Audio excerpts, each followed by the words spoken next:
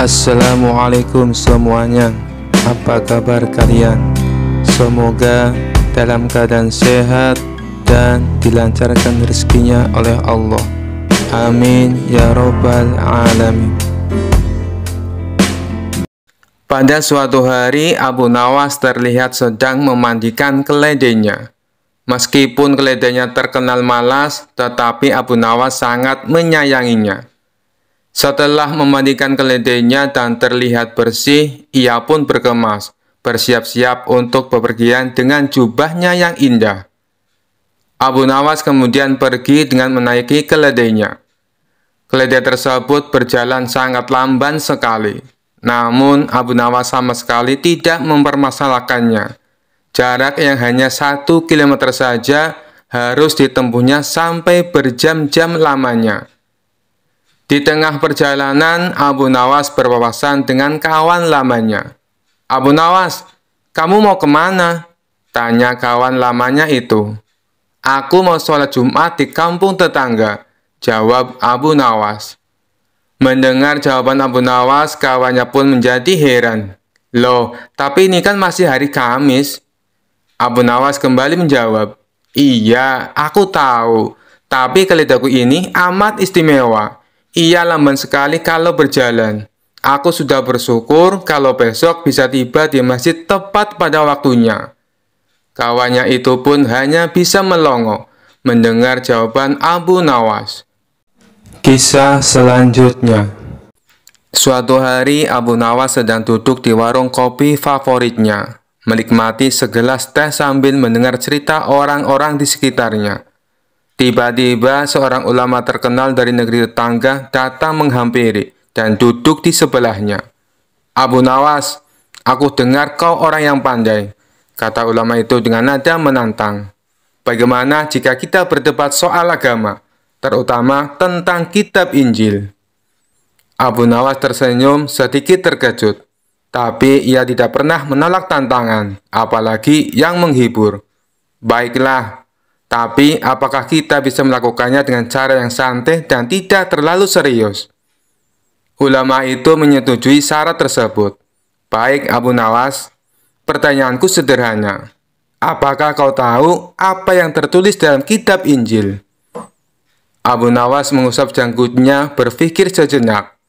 "Aku tahu ada banyak hal yang tertulis di dalamnya. Tapi menurutku yang paling penting adalah pesan-pesan tentang kasih dan perdamaian." Ulama itu tersenyum sinis. "Abu Nawas, kau licik sekali. Itu jawaban umum. Aku ingin tahu sesuatu yang lebih mendalam.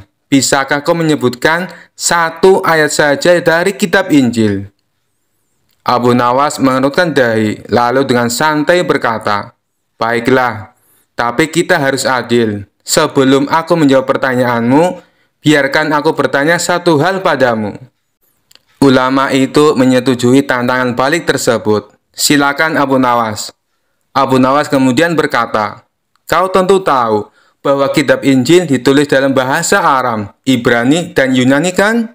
Jadi, tolong sebutkan 1 ayat dari kitab Injil dalam bahasa aslinya."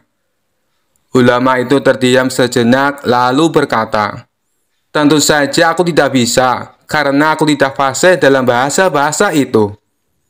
Abu Nawas tertawa kecil. "Nah, kau bertanyaku soal kitab Injil, tapi kau sendiri tidak bisa menyebutkan 1 ayat dalam bahasa aslinya.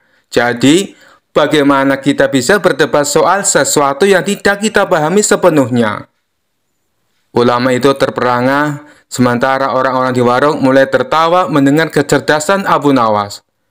Ulama itu pun tersenyum kecut, tahu bahwa ia kalah dalam perdebatan yang tampaknya sederhana, tapi penuh kelicikan. "Baiklah Abu Nawas, kau menang kali ini," kata ulama itu dengan nada mengakui. Abu Nawas pun mengangkat gelas tehnya dan berkata, "Tidak ada pemenang atau pecundang di sini saudaraku. Yang penting adalah kita semua belajar sesuatu dan tetap saling menghormati." Kisah selanjutnya. Dikisahkan pada hari itu Abu Nawas mengumumkan dirinya sebagai ahli nujum atau tukang ramal nasib. Sejak membuka praktek ramal-meramal nasib, Abu Nawas sering mendapat panggilan dari orang-orang terkenal. Kini Abu Nawas tidak saja dikenal sebagai orang yang handal dalam menciptakan gelak tawa, tetapi juga sebagai ahli ramal yang jitu. Mendengar Abu Nawas mendadak menjadi ahli ramal, maka Baginda Raja Harun al-Rasyid merasa khawatir. Baginda curiga jangan-jangan Abu Nawas bisa membahayakan kerajaan. Maka tanpa pikir panjang, Abu Nawas pun ditangkap.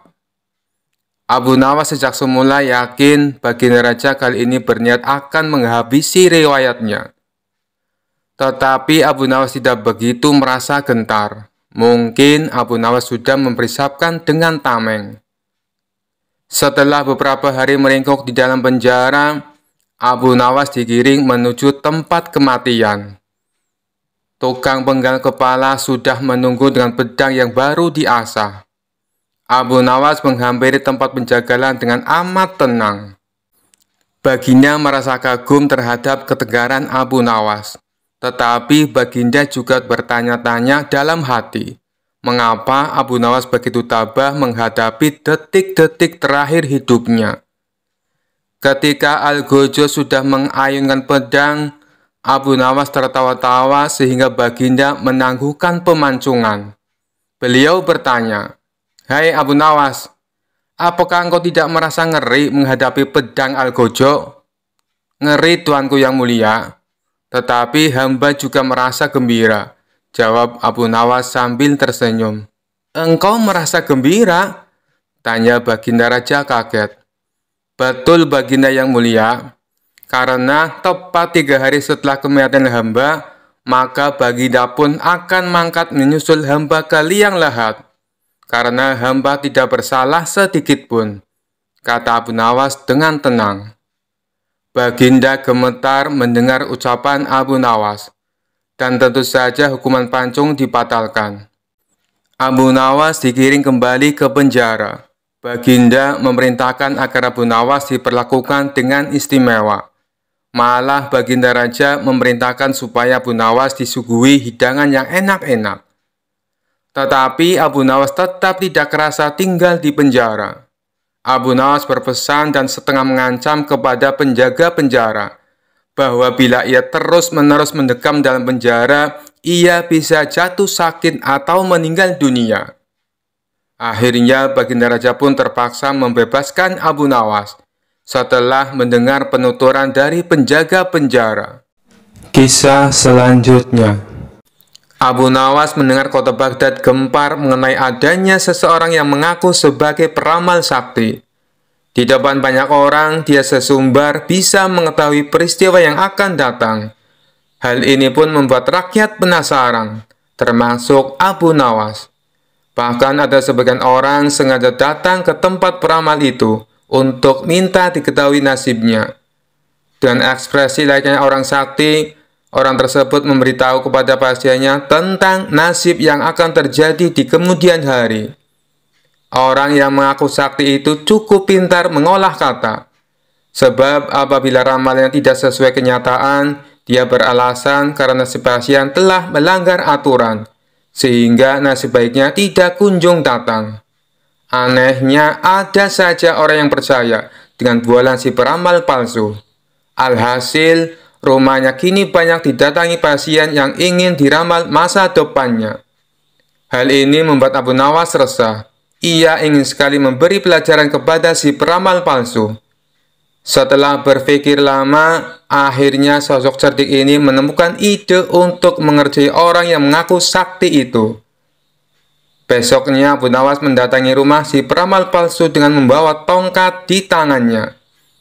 "Ada apa wahai anakku? Apa yang kau keluhkan?" tanya si peramal palsu dengan nada sok berwibawa. "Aku cuma mau tanya, apa benar Anda bisa meramal masa depan?" tanya Abu Nawas. "Tepat sekali, kau datang ke tempat yang benar," jawab orang tersebut. "Oh, begitu. Selain meramal masa depan orang, apakah Anda juga bisa meramal nasib Anda sendiri di masa mendatang?" tanya Abu Nawas lagi. "Tentu saja bisa, wahai anakku. Aku bisa tahu apa yang akan terjadi pada diriku sendiri, jawab si peramal palsu. Setelah mendengar pengakuan orang tersebut, tiba-tiba Abu Nawas memukulkan tongkatnya tepat mengenai kepala si peramal. Aduh, kenapa kau memukulku? Tanya si peramal palsu kesakitan. Tadi katanya Anda bisa tahu apa yang akan terjadi pada diri Anda sendiri.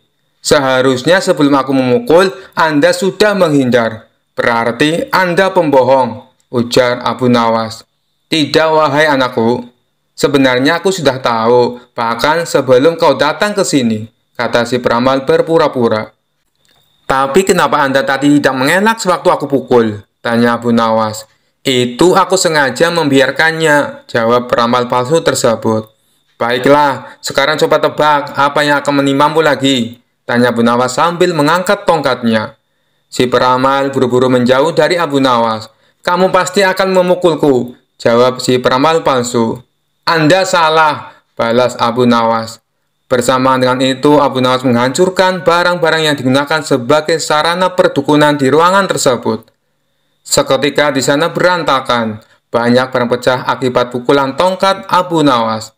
Tidak terima dengan perilaku Abu Nawas, peramal palsu itu lalu mengadukannya kepada Tuan Hakim.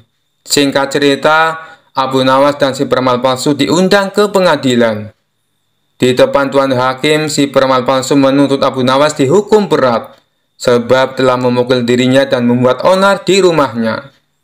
Hai Abu Nawas, apa alasanmu sampai tega memukul dia dan kenapa kau menghancurkan barang-barangnya? Tanya Tuan Hakim.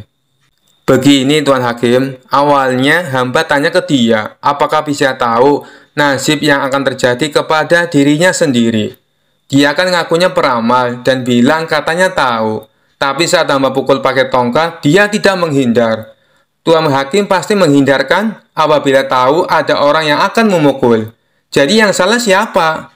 Dia yang pembohong atau hamba yang memukul? Cerita Abu Nawas. Lalu saat hamba hancurkan barang-barangnya, ternyata dia juga tidak tahu Tuan Hakim. Kalau dia tahu, pasti sebelum hamba datang sudah mengamankan barang-barangnya, ditaruh di dalam kamar. Katanya bisa meramal masa depan, sedangkan masa depannya sendiri saja tidak tahu. Berarti dia pembohong, jelasnya. Ada benarnya apa yang dikatakan Abu Nawas. Kalau kau memang mau peramal, harusnya tahu apa yang akan terjadi kepadamu, ucap Tuan Hakim kepada si peramal palsu. Akhirnya Abu Nawas dibebaskan dari tuntutan hukuman. Sementara orang yang mengaku sakti itu menjadi kapok. Dia tidak berani membuka praktek ramalannya lagi. Kisah selanjutnya. Dikisahkan bahwa Baginda Raja masih belum menemukan cara untuk menghukum Abu Nawas. Akhirnya ia terpaksa meminta bantuan dari para menterinya. Tapi dari sekian banyak usulan para menterinya, tidak ada satupun yang menurut Baginda Raja berbobot. Tipuan yang kalian usulkan sangat mudah dipecahkan. Jangankan Abu Nawas, aku sendiri bisa dengan mudah menebaknya, ujar Baginda Raja merasa tidak puas. Tiba-tiba penasihat kerajaan berkata, Ampun Paduka yang mulia, bukankah Paduka mempunyai batu lumpang yang sudah retak? Suruh saja Abu Nawas menjahitnya. Mendengar hal itu, Baginda Raja langsung kegirangan. Usulanmu bagus, aku setuju dengan idemu. Cepat panggil Abu Nawas kemari, kata Baginda Raja. Singkat cerita, datanglah Abu Nawas menghadap Baginda Raja. Ampun beribu ampun Paduka yang mulia. Ada gerangan apa Paduka memanggil hamba? Tanya Abu Nawas. Aku ada tugas baru untukmu, ujar Baginda Raja. Tugas apakah itu, hai Paduka yang mulia? Tanya Abu Nawas lagi. Aku punya lumpang yang terbuat dari batu, tapi sayang retak dan terbelah menjadi dua. Aku ingin kau menjahit lumpang itu agar bisa menyatu lagi, tutur Baginda Raja. Tubuh Abu Nawas mendadak berkeringat mendengar perintah tersebut. Wajahnya langsung berubah menjadi pucat. Jebakan apa lagi ini? Mana ada batu bisa dijahit? Geretu Abu Nawas dalam hati. Abu Nawas, kenapa kau malah bengong? Aku kasih waktu sehari. Kalau tidak bisa, maka akan mendapat hukuman, gertak Baginda Raja. Sekarang kau pulang dan bawa lumpang batu yang retak ini, perintah Baginda Raja. Setelah itu Abu Nawas pamit kembali pulang. Setibanya di rumah, dia langsung pergi mengumpulkan batu-batu kecil yang serupa dengan lumpang batu tersebut. Keesokan harinya, Abu Nawas pergi menuju istana dengan membawa batu-batu kecil dan lumpang batu milik Baginda Raja. Setelah sampai di istana, Baginda Raja langsung bertanya kepada Abu Nawas. "Hei Abu Nawas, apakah lumpang batunya sudah dijahit?" tanya Baginda Raja. "Ampun Paduka yang mulia, hamba sudah mengumpulkan batu-batu kecil yang sama persis jenisnya dengan lumpang batu milik Paduka. Dan hamba minta tolong kepada Paduka untuk memilihkan serat dari batu-batu kecil yang hamba kumpulkan. Setelah itu hamba akan jahit batu lumpang milik Paduka," jawab Abu Nawas. "Apa-apaan kau ini? Siapa juga yang dapat membuat batu sekecil itu menjadi benang?" tanya Baginda Raja. "Ampun beribu ampun Paduka yang mulia. Tapi lumpang batu milik Paduka tidak bisa bila dijahit pakai benang biasa. Lumpang batu itu harus dijahit dengan benang yang terbuat dari batu," ujar Abu Nawas. Mendengar penjelasan Abu Nawas, Baginda Raja pun tak bisa berbuat apa-apa. "Kau memang cerdik Abu Nawas," ungkap Baginda Raja dalam hati. Dengan terpaksa, Baginda Raja kembali membebaskan Abu Nawas. Sosok humoris itu pun lolos dari hukuman, meskipun tidak bisa menyelesaikan tugas mustahil yang diberikan oleh Baginda Raja. Kisah selanjutnya. Dikisahkan suatu ketika di kota tempat tinggal Abu Nawas dihebohkan adanya tabib baru yang mengaku sakti. Dia sesumbar bisa mengobati penyakit apa saja. Walhasil rumahnya didatangi ratusan pasien. Padahal tabib tersebut hanyalah seorang penipu. Ia menggunakan keahlian sulapnya untuk menipu warga. Hal inilah yang membuat warga makin percaya pada kesaktian palsu sang tabib tersebut. Ada juga pasien yang tidak kunjung sembuh. Namun karena rayon manis sang tabib palsu, ia selalu menuruti perkataannya agar kembali berobat. Sampai pada suatu ketika Abu Nawas jatuh sakit yang tidak kunjung sembuh. Atas saran sang istri, Abu Nawas disuruh berobat ke tabib tersebut. Kala itu Abu Nawas belum tahu kalau sang tabib tersebut adalah seorang penipu. Ia pun menuruti saran sang istri. Namun sudah 3 kali berobat, sakit Abu Nawas tidak kunjung sembuh. Padahal sekali berobat bayarnya 100 dinar. Dan Abu Nawas sudah menghabiskan 300 dinar, tanpa ada sedikit pun tanda-tanda kesembuhan pada dirinya. Akibatnya Abu Nawas mulai curiga jangan-jangan tabib itu seorang penipu. Seiring berjalannya waktu, Abu Nawas pun sudah sehat seperti sedia kala. Lalu terbesit dalam benaknya untuk mengerjai tabib palsu tersebut. "Aku harus mendapatkan 300 dinarku. Tapi bagaimana caranya ya?" tanya Abu Nawas dalam hati. Setelah lama berpikir, akhirnya Abu Nawas menemukan ide cemerlang. Keesok harinya, dia membuka praktek pengobatan di depan rumahnya. Lengkap dipasang papan yang bertuliskan, "Sembuh bayar 100 dinar, kalau tidak sembuh, uang kembali 1000 dinar. Para pasien yang rencananya berobat ke tabib palsu mendadak memilih datang ke rumah Abu Nawas. Rumah Abu Nawas pun penuh sesak oleh pasien. Entah karena kebetulan atau bagaimana, hampir semua pasien yang diobati berhasil disembuhkan. Sementara di rumah tabib palsu terlihat sepi, tidak ada seorang pasien pun yang datang. "Hari ini kenapa sepi sekali?" tanya sang tabib dalam hati. Selang beberapa lama datanglah asistennya dan mengabarkan berita tentang klinik Abu Nawas. "Tuan, Abu Nawas sekarang buat praktek pengobatan," kata asistennya melaporkan. "Benarkah?"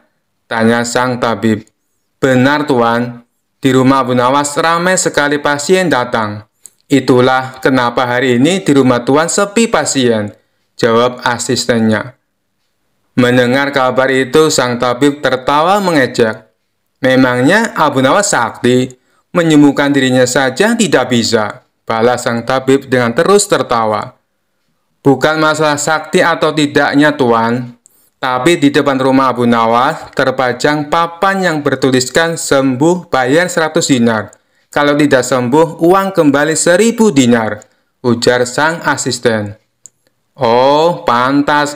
Aku hari ini sepi pasien. Tapi apa memang benar begitu? Tanya sang tabib penasaran.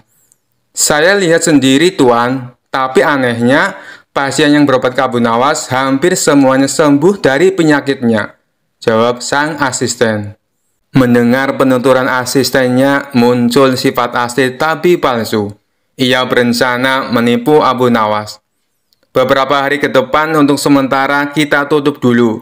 Biarlah Abu Nawas yang membuka praktek pengobatan, ucap sang tabib kepada asistennya. Memangnya kenapa Tuan? Tanya asistennya penasaran. Aku punya rencana untuk menipu Abu Nawas. Aku pasti akan mendapatkan 1000 dinar, jawab tabib palsu itu. Tapi bagaimana caranya? Tanya sang asisten bertambah penasaran. Begini, aku akan berobat ke tempat Abu Nawas. Aku akan berpura-pura sakit pada indera perasa lidahku. Kalau ditanya sembuh atau tidak, tentu saja aku akan mengatakan tidak. Karena yang tahu sembuh atau tidaknya kan hanya aku, paparnya. Dengan begitu, aku bisa dapat dengan mudah mendapatkan 1000 dinar, kata sang tabib menjelaskan. Singkat cerita, datanglah tabib palsu itu ke rumah Abu Nawas. Hai Abu Nawas, aku ingin berobat kepadamu, kata sang tabib. Bukankah kau seorang tabib? Kenapa malah berobat kemari? Tanya Abu Nawas. Iya benar, tapi di tempatku tidak ada obatnya, makanya aku datang ke sini, jawab sang tabib. Memangnya kamu sakit apa? Tanya Abu Nawas lagi. Begini Abu Nawas, entah kenapa lidahku mati rasa. Aku tidak bisa merasakan apa-apa, kata sang tabib berpura-pura mengeluh. Tapi Abu Nawas menangkap firasat kurang baik. Ia yakin kalau tabib palsu itu hendak menipunya. Aku tidak akan tertipu untuk yang kedua kalinya. Justru kedatanganmu sudah aku tunggu-tunggu, ucap Abu Nawas dalam hati. Lalu Abu Nawas menyuruh sang tabib untuk menunggunya di ruang pengobatan. Abu Nawas segera memeras buah jeruk yang sangat asam dan menuangnya ke dalam gelas. Lalu gelas tersebut diberikan kepada sang tabib. Ini obatnya sudah jadi, minumlah, ucap Abu Nawas. Ketika sang tabib meminumnya, mukanya mendadak berkerut menahan rasa kecut. Kamu menipuku ya? Ini bukan obat, tapi air jeruk yang sangat kecut, kata sang tabib emosi. Alhamdulillah, berarti lidahmu sudah tidak lagi mati rasa. Sekarang bayar ongkos berobatnya, pinta Abu Nawas. Waduh, aku keceplosan, gagal rencanaku, pikir sang tabib palsu. Ia pun terpaksa memberikan uang 100 dinar kepada Abu Nawas. Tapi sang tabib tidak putus asa. Ia terus berusaha agar bisa mendapatkan 1000 dinar. Hari berikutnya, ia kembali mendatangi Abu Nawas. Hai Abu Nawas, aku mau berobat lagi, kata sang tabib palsu. Oh, silahkan. Apa lidahmu masih mati rasa? Tanya Abu Nawas meledek. Bukan, kali ini penyakitnya berbeda, jawab sang tabib. Luar biasa, ternyata kamu punya banyak stok penyakit. Kali ini apa penyakitnya? Tanya Abu Nawas lagi. Aku hilang ingatan Abu Nawas, jawab tabib palsu itu. Apakah kamu kesandung kasus korupsi, makanya hilang ingatan? Tanya Abu Nawas. Enak saja, memangnya aku pejabat, jawab tabib dengan nada protes. Baiklah, kamu tunggu di sini sebentar, aku akan mengambilkan obatnya, ucap Abu Nawas. Tidak berapa lama, Abu Nawas kembali menemui sang tabib palsu. Ini obatnya, silakan diminum, kata Abu Nawas sambil memberikan gelasnya. Aku tidak mau minumnya Abu Nawas, ujar sang tabib. Loh, memangnya kenapa? Katanya pengen sembuh. ucap Abu Nawas. Ini kan perasaan air jeruk seperti kemarin. Aku tidak mau, kata sang tabib menolak. Alhamdulillah, tanpa meminumnya pun kamu sudah sembuh. Sini bayar 100 dinar, pinta Abu Nawas lagi. Sudah sembuh? Sembuh apanya? Kamu jangan mengada-ada, Abu Nawas, protes sang tabib. Buktinya, kamu masih ingat dengan obat yang kemarin aku berikan itu. Berarti sakit hilang ingatanmu sudah sembuh, jelas Abu Nawas. Untuk kedua kalinya, rencana sang tabib palsu mengalami kegagalan. Mau tidak mau, ia harus memberikan uang kepada Abu Nawas. Kurang ajar. Ternyata Abu Nawas tidak sebodoh yang aku kira, pikir sang tabib. Tidak terima dengan dua kegagalan yang dialami, tabib palsu itu berpikir keras untuk mengalahkan Abu Nawas. Setelah merenung agak lama, akhirnya ia mendapatkan sebuah ide. Aku pasti berhasil, ungkap tabib merasa yakin. Kali ini ia berpura-pura buta. Si tabib berjalan ke rumah Abu Nawas dengan bantuan tongkat di tangannya. Setelah tiba, Abu Nawas sempat kaget dengan penuh rasa iba. Abu Nawas bertanya kepada sang tabib, "Apa yang menimpamu dan mengapa kamu bisa seperti ini?" Si tabib palsu menjawab, "Tolonglah aku, Abu Nawas. Mataku tiba-tiba buta. Sembuhkanlah aku," terangnya.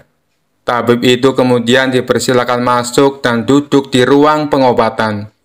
Setelah mengamatinya dengan seksama, Abu Nawas akhirnya menyadari bahwa itu adalah tipuan. Namun Abu Nawas tidak pernah kehilangan akal. Ia punya cara lain untuk menghadapinya. "Sepertinya penyakit kebutaanmu sudah sangat parah.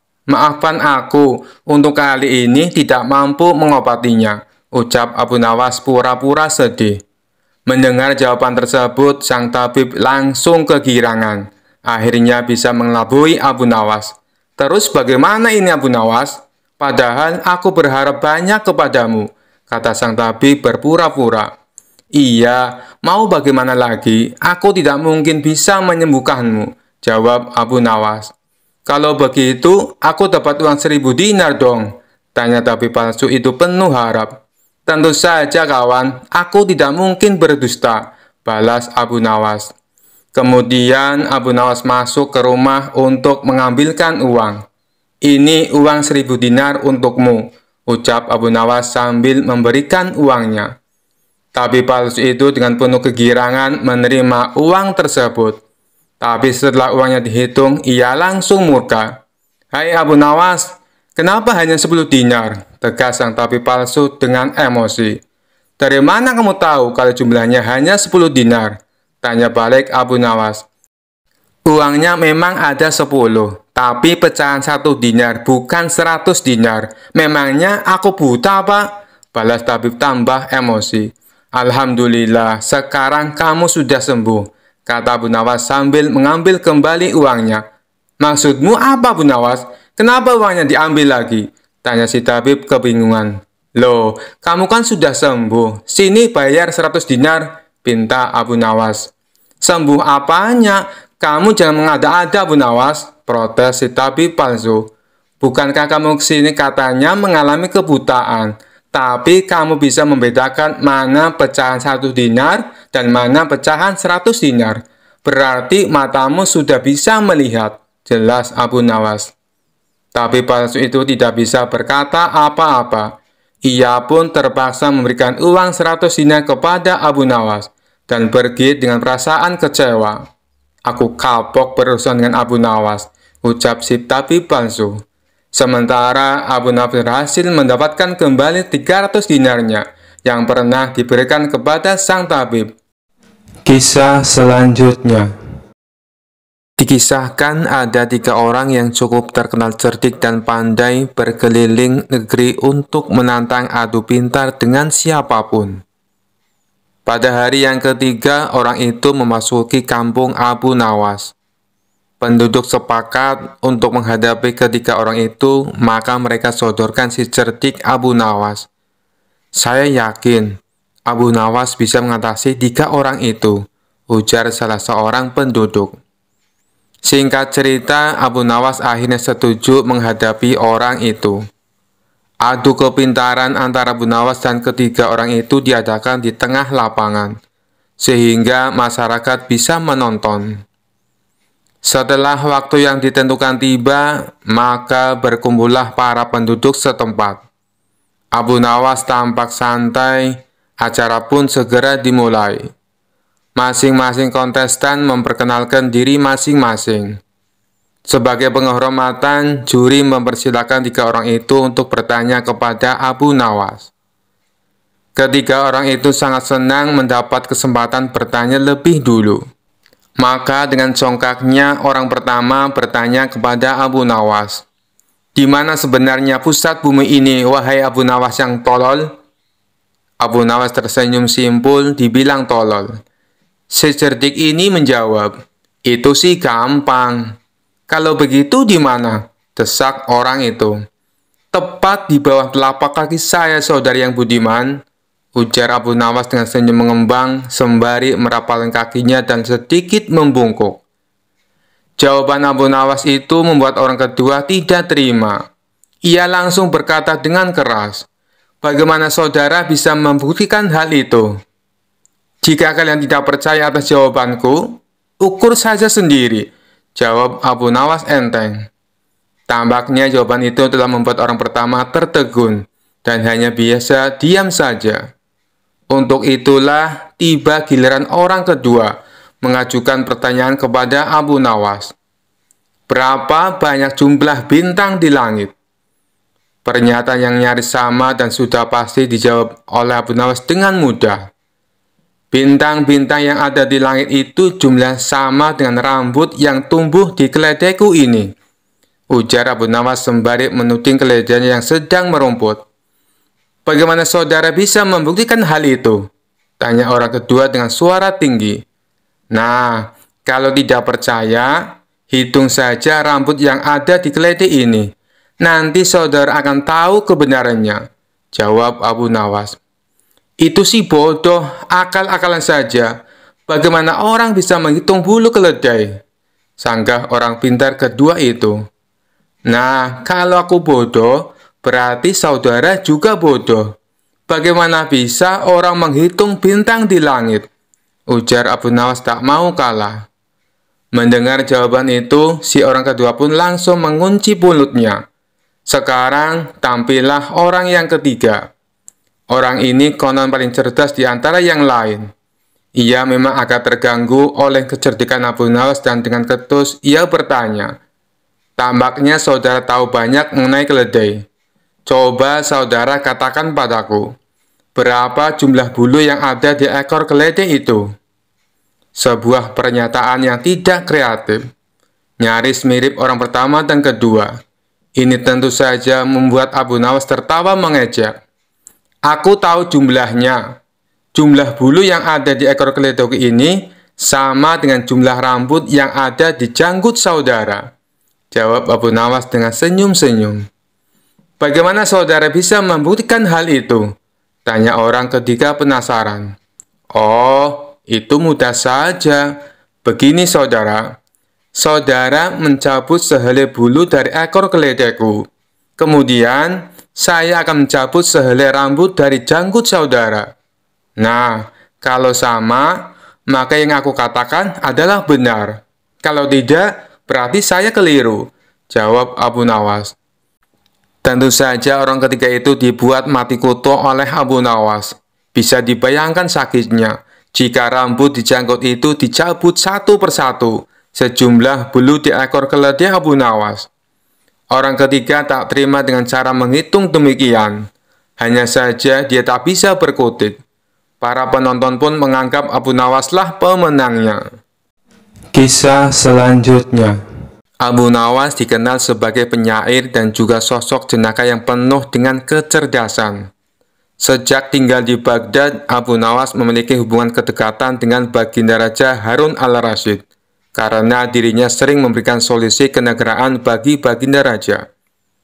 Akan tetapi hari itu sebuah pemandangan langka terjadi. Abu Nawas datang istana kerajaan tanpa mendapat undangan dari Baginda Raja terlebih dahulu. "Oh, ternyata engkau datang juga. Kebetulan, aku memang sudah kangen ingin bertemu denganmu Abu Nawas," kata baginda raja tanpa basa-basi. Mendengar perkataan rajanya itu, Abu Nawas menjadi senang bukan kepalang, karena memang diketahui hubungan mereka belakangan ini sedang dekat-dekatnya. "Wahai baginda, kali ini apa yang mesti hamba lakukan?" tanya Abu Nawas. "Tidak ada," sergah baginda raja. "Sebentar dulu," ujar baginda raja yang kemudian beranjak dari tempat duduknya. Begitu kembali, baginda raja sudah berganti pakaian yang sederhana layaknya rakyat biasa. "Aku ingin ke rumahmu Abu Nawas," titah baginda raja. "Untuk apa baginda ke rumah hamba?" tanya Abu Nawas heran dan kaget. Abu Nawas merasa belum memikirkan sebelumnya jika baginda ingin ke rumahnya. Istrinya pun tidak ada di rumah. Abu Nawas berpikir siapa yang akan menyiapkan hidangan untuk baginda raja. "Intinya aku mau ke rumahmu," ujar baginda dengan sedikit memaksa. Karena tidak ingin membantah perintah rajanya, akhirnya Abu Nawas mengiyakan ajakan baginda tersebut. Tanpa ada pengawal, baginda dan Abu Nawas berjalan kaki menuju rumah Abu Nawas, yang jaraknya tidak begitu jauh dari istana kerajaan. Sesampainya di rumah Abu Nawas, baginda tidak menyangka jika rumah Abu Nawas sangat sederhana. Tak ada barang berharga di rumah itu. "Di mana istrimu Abu Nawas?" tanya baginda raja. "Istri hamba sedang menjenguk orang tuanya baginda," jawab Abu Nawas. "Kebetulan saya datang ke rumahmu ingin belajar tentang kebijaksanaan hidup darimu," kata baginda. Abu Nawas masih belum mengerti dengan maksud baginda raja. Ia hanya berpikir sejenak. Abu Nawas menyadari permintaan baginda tidak mungkin bisa ditolak. Setelah berpikir, akhirnya ia mengerti bahwa kebijaksanaan yang dapat dipelajari dengan praktek. Baginda juga tidak keberatan menemani Abu Nawas dan melihat perilakunya. Dengan demikian, malam itu baginda tidak kembali ke istana. Baginda berencana menginap di rumah Abu Nawas. Abu Nawas lalu menggosok-gosok sebuah kayu membuat api. Api kecil itu ditiup-tiupnya hingga menyala. "Mengapa api itu engkau tiup Abu Nawas?" tanya baginda raja penasaran. "Agar panas dan lebih besar apinya baginda," jawab Abu Nawas. Setelah api itu membesar, Abu Nawas kemudian memasak sop. Setelah sop itu matang, Abu Nawas menuangkannya ke dalam 2 mangkok. Ia mengambil mangkoknya dan meniup sop tersebut. "Lalu, mengapa sop itu engkau tiup Abu Nawas?" tanya baginda raja lagi. "Agar lebih dingin dan enak dimakan baginda," jawab Abu Nawas. "Aku rasa aku tidak jadi belajar darimu," katus baginda raja mengagetkan Abu Nawas. "Engkau tidak bisa konsisten dengan pengetahuanmu," lanjut baginda raja diiringi senyum kecut dari Abu Nawas. Akhirnya baginda raja tidak jadi menginap di rumah Abu Nawas. Malam itu baginda raja memutuskan untuk pulang ke istana diantar Abu Nawas. Di tengah perjalanan, keduanya bicara tentang berbagai hal. "Ngomong-ngomong, berapa umurmu Abu Nawas?" tanya baginda raja. 40 tahun baginda," jawab Abu Nawas. "Loh, perasaan beberapa tahun yang lalu engkau menyebut angka yang sama," tanya baginda raja kembali. "Hamba konsisten baginda," jawab Abu Nawas dengan sedikit tersenyum. Karena jawaban tersebut, baginda akhirnya mengakui bahwa Abu Nawas memiliki kecerdasan. Begitu juga akhirnya baginda sadar telah belajar hidup bijaksana kepada Abu Nawas. Kisah selanjutnya. Pada suatu siang, di sebuah masjid pinggir kota Baghdad, ada seorang pria bernama Abdul Qasim yang sedang beristirahat sejenak. Lalu ia terpana dengan gerak-gerik seorang pria yang sedang khusyuk berzikir sambil bersila. Pria itu bernama Abu Nawas. Kenapa ia sangat khusyuk? Jangan-jangan dalam pejaman matanya ia sedang melihat Allah, gumam Abdul Qasim dalam hati. Merasa cemburu karena mengira Abu Nawas dapat melihat Allah, Abdul Qasim pun mengusik pria tersebut. Ia duduk bersila tak jauh dari pria itu. dan menunggu waktu yang tepat untuk menyapanya. Hampir setengah jam Abdul Qasim duduk menanti. Akhirnya Abu Nawas membuka mata dan menoleh pada Abdul Qasim yang tengah memandanginya dengan penuh kekaguman. "Ada apa gerangan? Kenapa kau memandangiku dengan begitu tajam?" ucap Abu Nawas. "Begini Tuan, saya perhatikan dari tadi, Tuan tampak khusyuk saat berzikir sambil memejamkan mata. Apakah itu artinya Tuan melihat Allah?"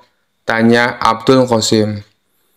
"Allah tidak dapat dilihat, tapi kehadirannya bisa dirasakan," jelas pria itu. "Bagaimana bisa merasakan kehadiran Allah? Apakah ia sekarang ada di sini? Kenapa saya tidak bisa merasakan kehadirannya?" tanya Abdul Qasim. "Sebelum kamu dapat merasakan kehadiran Allah, kamu harus menemukannya terlebih dahulu," jawab Abu Nawas. Abdul Qasim tersenyum girang. Sebenarnya sudah lama ia mengembara mencari Tuhan, namun ia tak pernah menemukannya. Setelah bertemu Abu Nawas, ia merasa benar-benar lega dan gembira. Terasa seperti menemukan kunci yang hilang. "Lantas, di mana dan bagaimana saya bisa menemukan Tuhan yang selama ini aku cari-cari, Tuan?" tanya Abdul Qasim. Abu Nawas tersenyum. Lalu ia menyuruh Abdul Qasim untuk sholat 2 rakaat. Jika sudah selesai, ia meminta Abdul Qasim untuk menceritakan apa yang dirasakannya. Setelah mendengarkan perintah tersebut, Abdul Qasim lalu menjalankan sholat 2 rakaat. Setelah itu, ia mengatakan apa yang dirasakannya kepada Abu Nawas. "Tuan, terus terang saja, selama sholat 2 rakaat, aku lebih banyak melamun," jawab Abdul Qasim. "Sebenarnya saya melafalkan semua bacaan sholat, tapi pikiran saya melayang kemana-mana. Saya juga memikirkan saat Tuan sedang berzikir. Saya merasa cemburu, kenapa Tuan bisa sangat khusyuk saat berzikir, sedangkan saya merasa sangat hampa," jelas Abdul Qasim. Abu Nawas kembali tersenyum, kemudian ia membuat kesepakatan agar keduanya bertemu lagi di distrik Qomti untuk mengembara mencari Tuhan. Tentu saja Abdul Qasim menerima kesepakatan itu. Ia justru merasa bersemangat. 2 hari kemudian, Abu Nawas tiba di Qomti dengan beragam perlengkapan untuk perjalanan jarak jauh. Dirinya punya tekad untuk tak akan pulang dari perjalanan sebelum temannya Abdul Qasim menemukan Allah. Tak lama kemudian, datanglah Abdul Qasim dengan beragam perlengkapan pula. Mereka lalu melakukan perjalanan dengan mengendarai unta menuju pusat kota Baghdad. "Kita akan berjalan ke pusat kota Baghdad. Di sana penuh keramaian, sehingga Allah pasti ada untuk mengatur peran-peran dari kehidupan manusia dan rezeki setiap orang. Namun, tampaknya tak semua orang bisa merasakan kehadiran Allah, seperti yang sekarang ini kamu alami," ucap pria cerdas itu kepada Abdul Qasim. "Baiklah, Tuan, aku siap melakukan perjalanan ini," jawab Abdul Qasim. Jarak antara Qomti dan pusat kota Baghdad sangatlah jauh. Di antara keduanya terbentang padang pasir yang gersang dan panas. Dalam perjalanan, tiba-tiba Abu Nawas mengatakan pada Abdul Qasim bahwa mereka nanti akan menjamak sholat untuk menghemat waktu. "Temanku Abdul Qasim, untuk menghemat waktu, bagaimana kalau kita nanti melakukan sholat jamak takhir?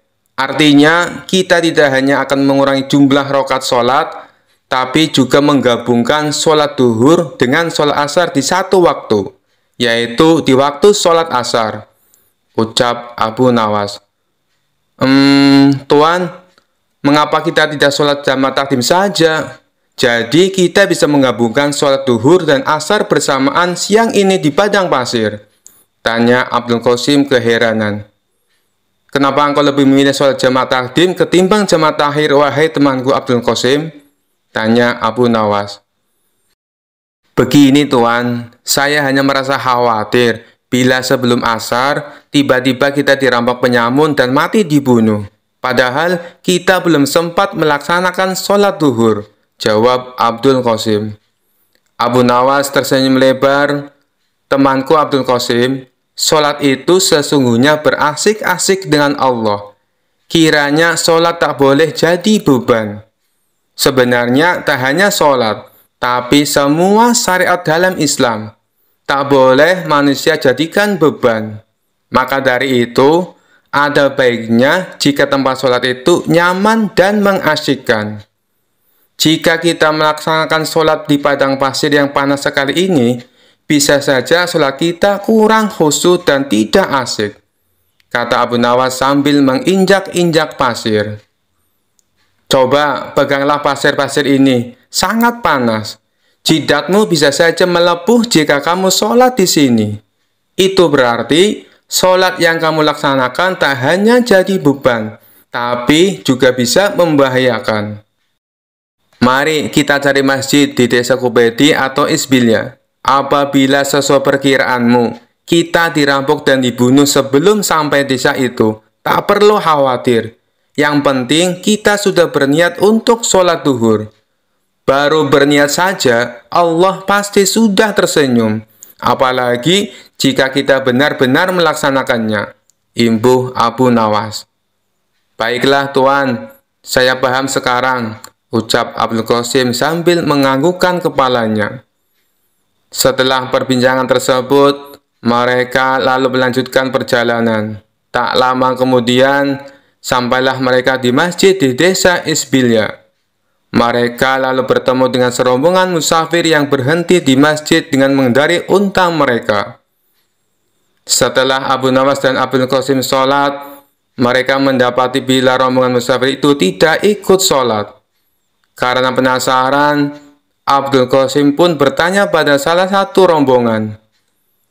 Mohon maaf Tuan, saya hendak bertanya, kenapa engkau sudah sampai masjid tapi tidak melaksanakan sholat? Tanya Abdul Qasim. Oh, kami sebenarnya sudah melaksanakan sholat jamaah takdim di desa kami. Jadi, kami tak punya kewajiban lagi untuk sholat asar, jawab salah satu rombongan itu. Lantas, mengapa kalian berhenti di masjid jika memang tak lagi punya kewajiban untuk sholat asar? Tanya Abdul Qasim penasaran. Oh, itu karena beberapa ekor unta kami tampak kelelahan. Jadi, kami berhenti sejenak untuk membiarkan mereka beristirahat di taman masjid ini.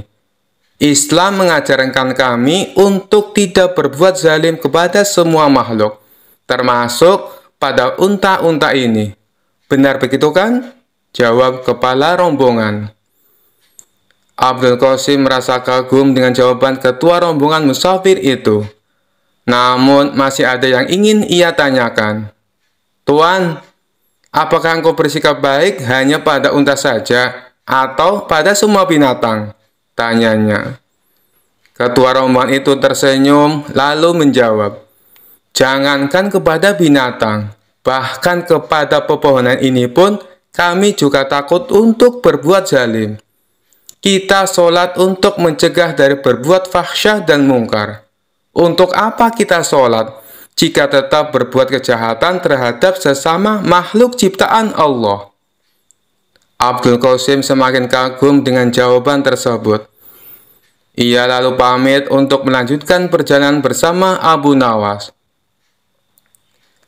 Sepanjang perjalanan, ia tampak lebih tenang saat mengendalikan untanya. Sepertinya ia tengah berusaha mencerna kalimat yang diucapkan oleh ketua rombongan musafir tadi. Abu Nawas mengajaknya berbicara untuk memecahkan keheningan. Tampaknya kau sedang berpikir sesuatu. Apa yang sedang kau pikirkan? Tanya Abu Nawas. Abdul Qasim sangat bersemangat dan sontak bertanya. Sebenarnya, tadi saya mendengar kepala musafir menyebutkan kata fahsyah dan mungkar. Jujur saja, saya belum mengerti maksudnya, Tuan. Bolehkah saya meminta penjelasan pada Tuan? Oh, jadi itu yang membuatmu penasaran, Jadi, fahsya adalah semua perbuatan buruk yang tidak mengakibatkan kerugian langsung kepada orang lain.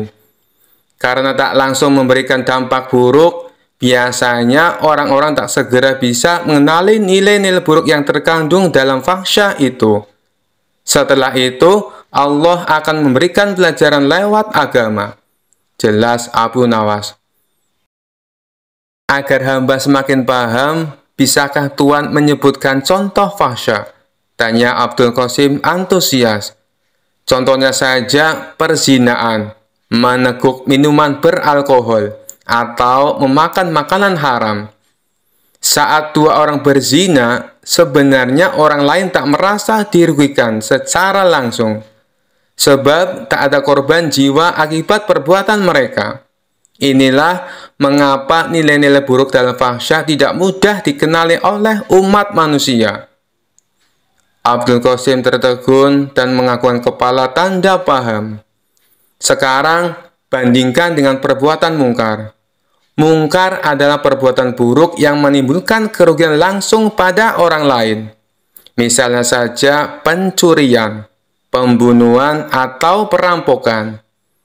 Karena semua itu berdampak langsung pada orang lain dan ada korban jiwa akibat perbuatan itu, maka nilai-nilai buruk yang terkandung dalam perbuatan mungkar gampang sekali dikenali.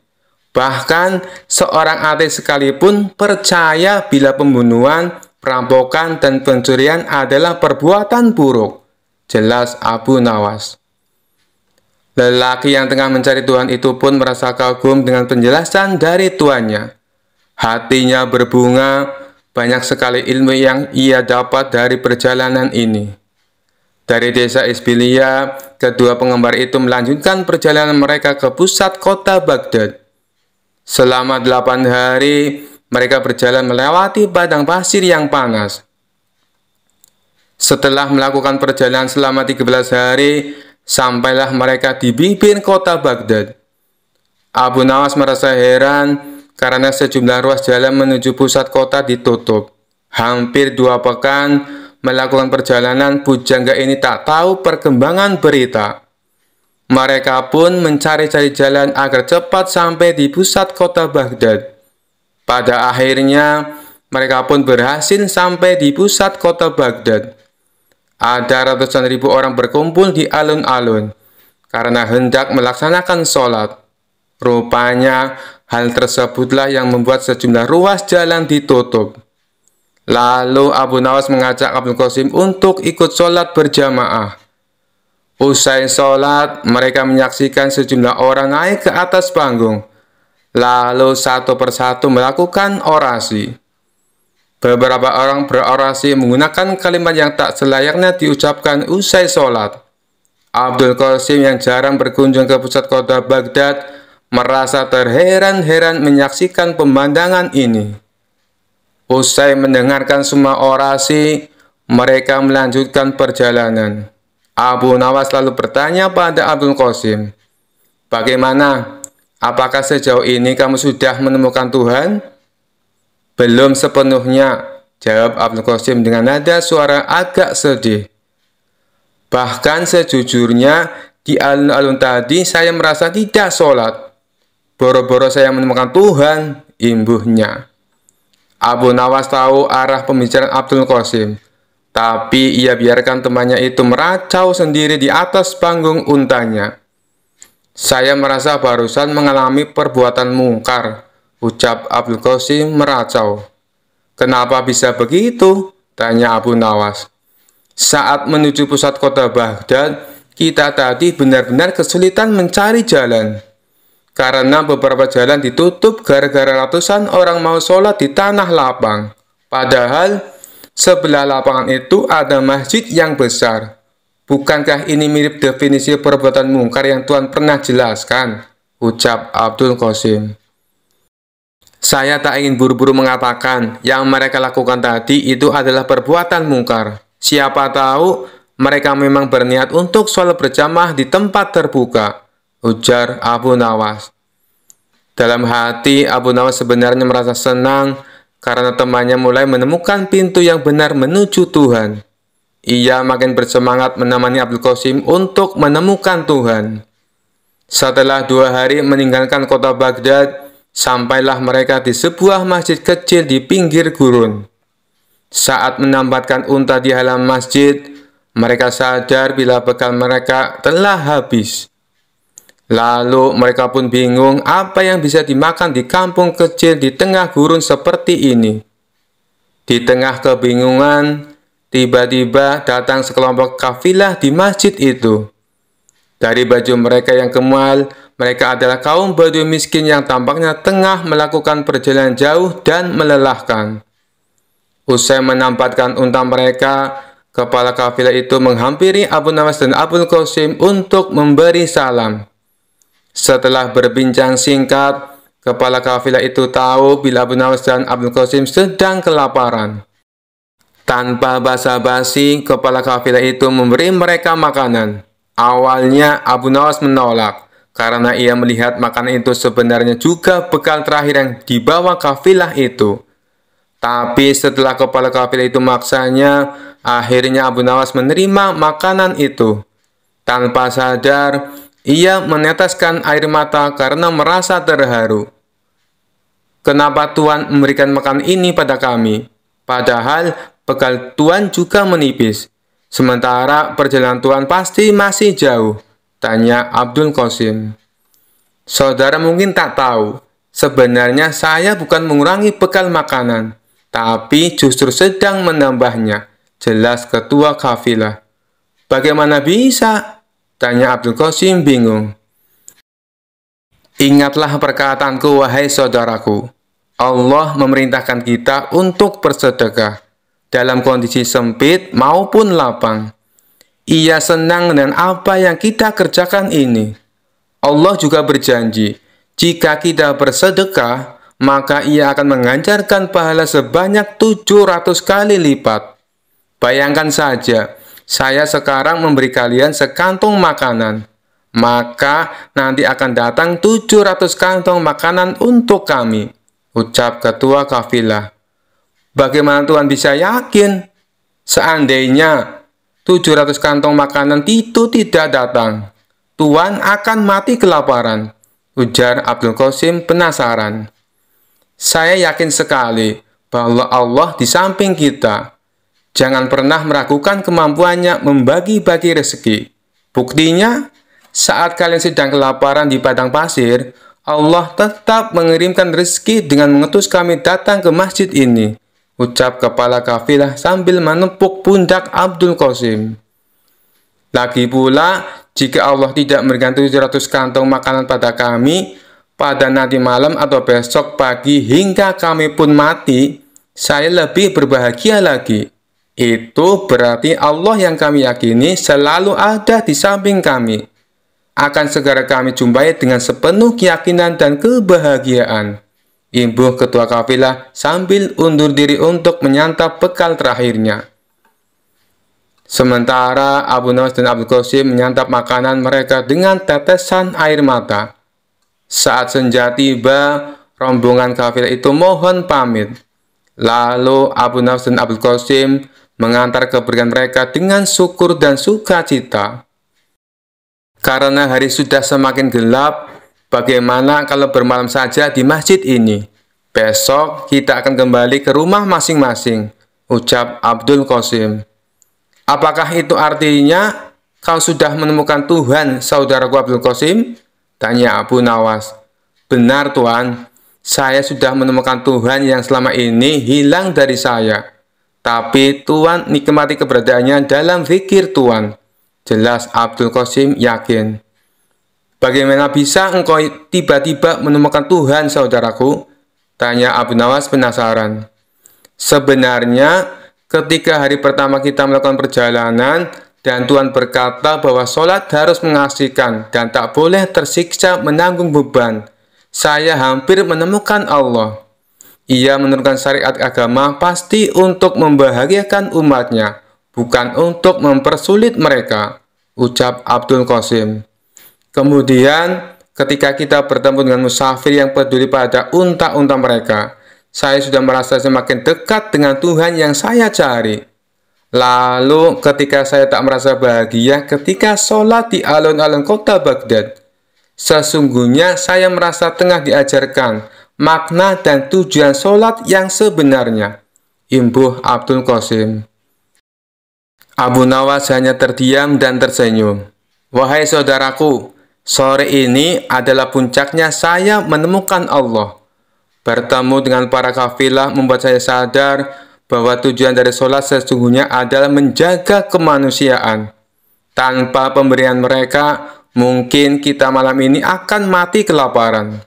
Sholat yang mereka lakukan membuat mereka yakin kemanusiaan harus dijaga dimanapun mereka berada. Sekarang saya semakin yakin mengapa Allah memerintahkan kita untuk sholat. Saya pun merasa Allah kini selalu berada di samping saya, karena saya meyakini hal itu, ujar Abdul Qasim. Abu Nawas tersenyum bahagia. Ia bersyukur karena akhirnya saudaranya dapat menemukan Tuhan, yakni di hatinya. Mereka pun bermalam di masjid itu. Keesokan harinya, mereka berpisah untuk kembali ke rumah masing-masing. Abdul Qasim berterima kasih pada Abu Nawas karena telah menemaninya mencari Tuhan. Sekian dulu perjumpaan kita kali ini. Sampai bertemu lagi di kisah-kisah selanjutnya. Terima kasih yang sudah subscribe dan setia menonton channel ini. Wassalamualaikum warahmatullahi wabarakatuh.